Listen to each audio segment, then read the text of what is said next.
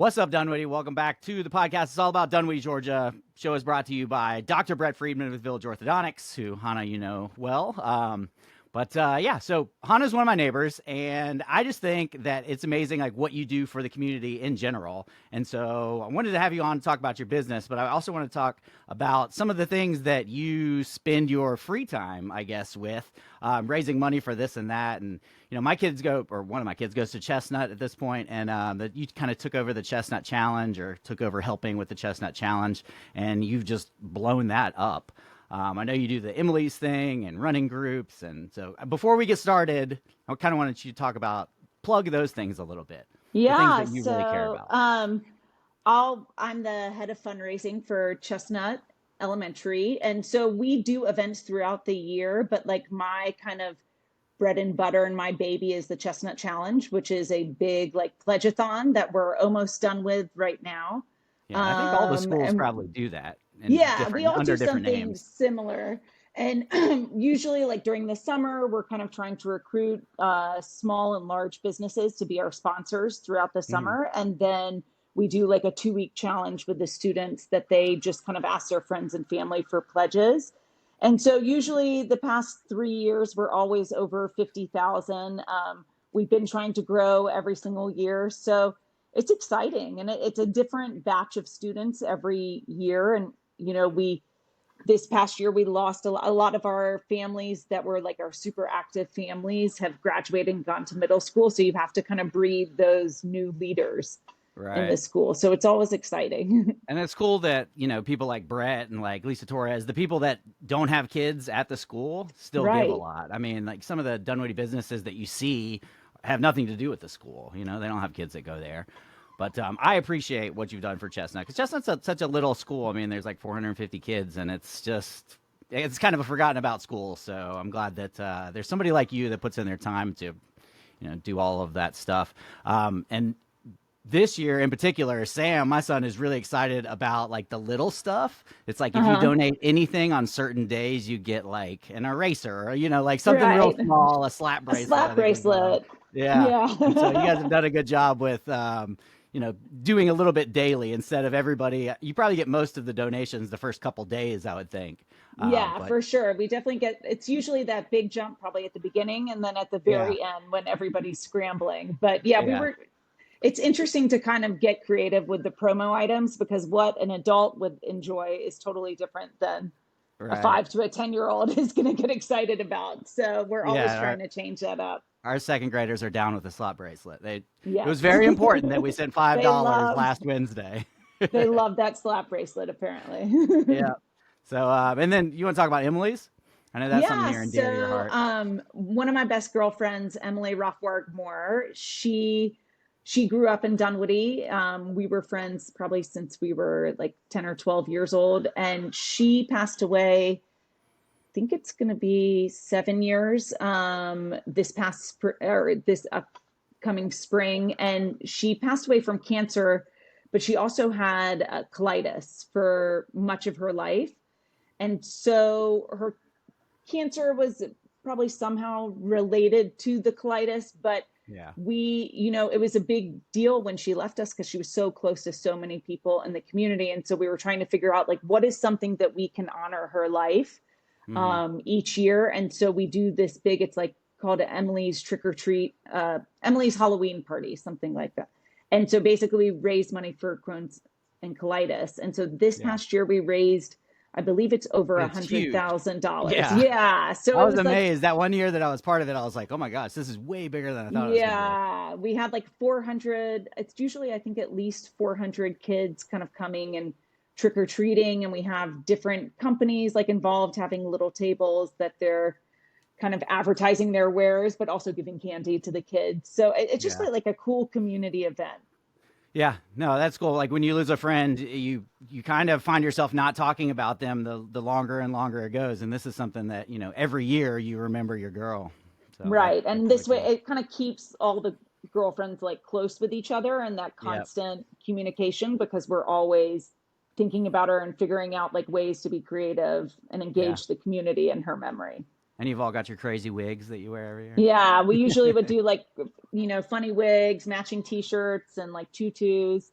And we Yeah. had, I mean, the big money raisers, we do like this crazy restaurant raffle that we get gift cards from around Dunwoody and around Atlanta.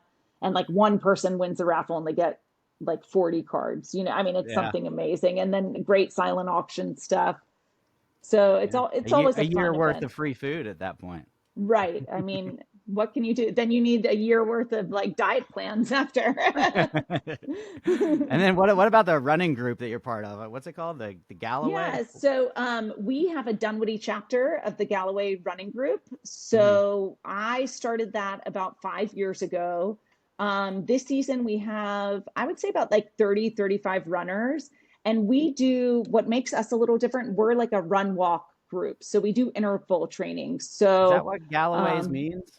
I well, remember you told me at Galloway, some point. yeah. So Jeff Galloway, he was in the Olympics in the 70s. He ran with like Prefontaine. And so he kind of, as he has grown up as a runner, he kind of found this or put together this program of, running 60 seconds and then walking 30 seconds. And then he would kind of change those um, time intervals depending on how fast a runner you were. So we have runners that are ranging from like under an 8 minute mile, like a seven and Mhm. a half minute mile, up to like a 16 minute mile. And that 16 plus minute mile, I mean, they might be walking the entire time, or they could be doing like Yeah. a 15-second run, a 15-second walk.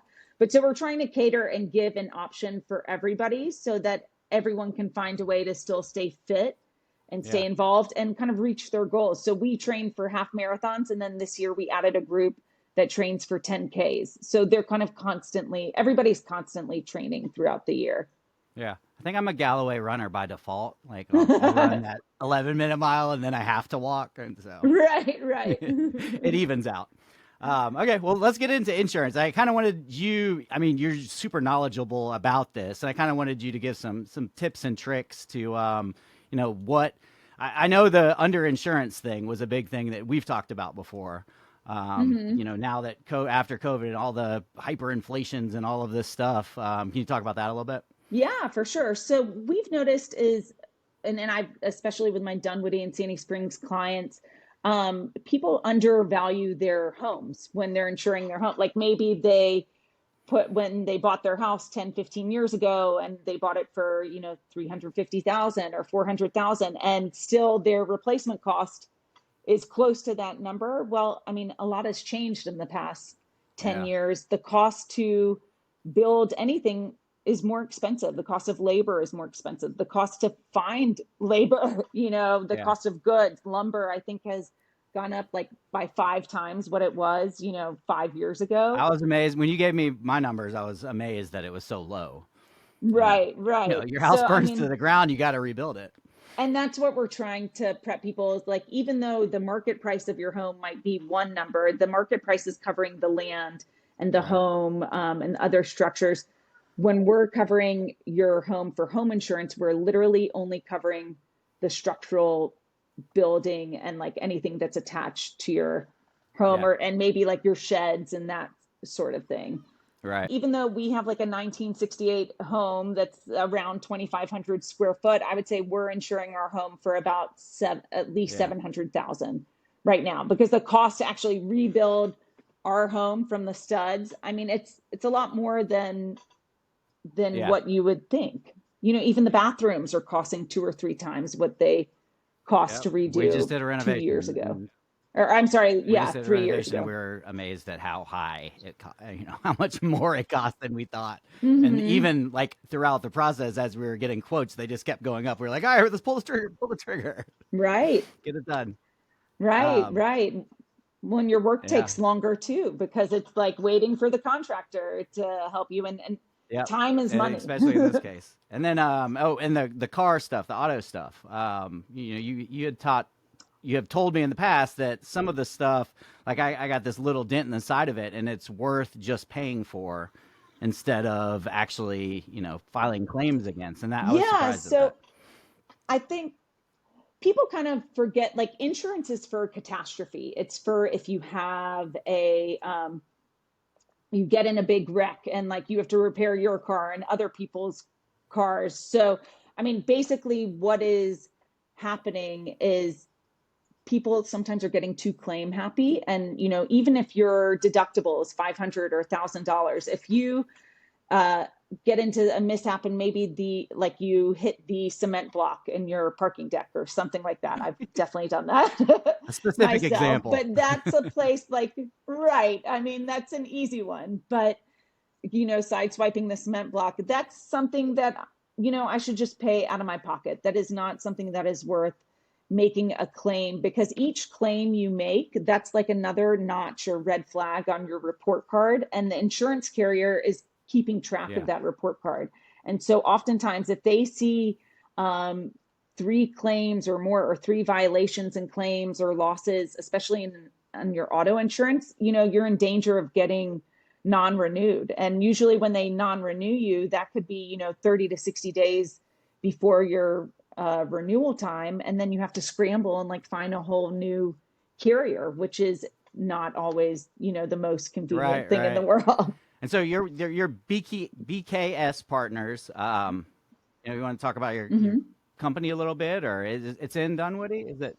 Yeah. So, well, our office Okay, I is know in it's close Sandy by. Springs. We used to be the TBM office. So, BKS Partners bought us, I think it will be 3 years this January. So they are based out of Tampa. It is a public company.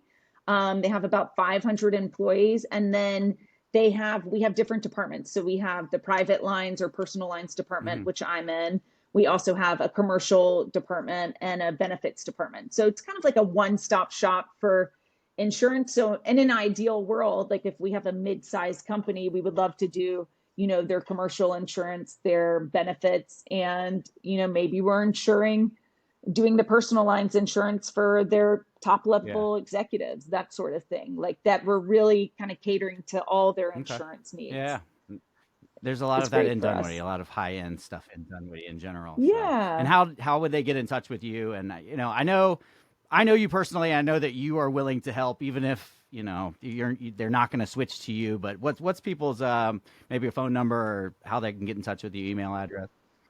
Yeah, you can reach me at 404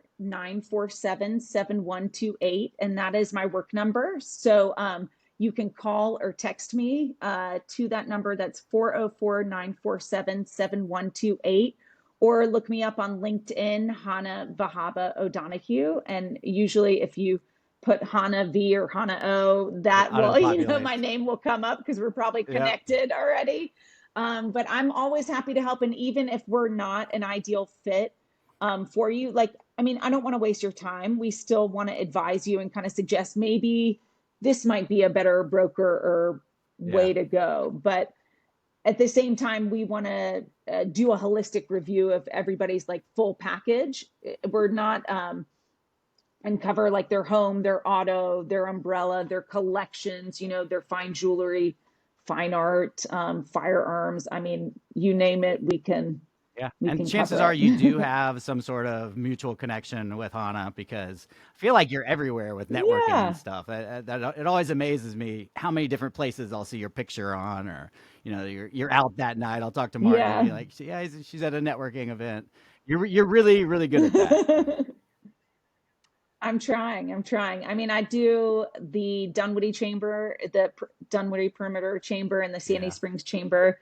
They've been super helpful. And then just like if there's another event that kind of piques my interest, I might kind of jump along that. And there's also like I've learned there's a lot of kind of cool Hmm. smaller groups that I've like started my own kind of small networking group that we're like in a mini estate council, or like I'll jump onto someone else's group that they've created. But sometimes those smaller groups you can get like better connections, better referral Yep. sources, that Yep. sort of thing. And the volunteering, I feel like you Yeah. do. I mean, more than I do. I feel like I volunteer a lot, and you are all over the place. So thank you for doing that. Dunwoody appreciates it. I know all these small groups definitely appreciate it, especially Chestnut. So thanks for what you do, Of and course. thanks for your Thank tips and tricks. you. Awesome. All right.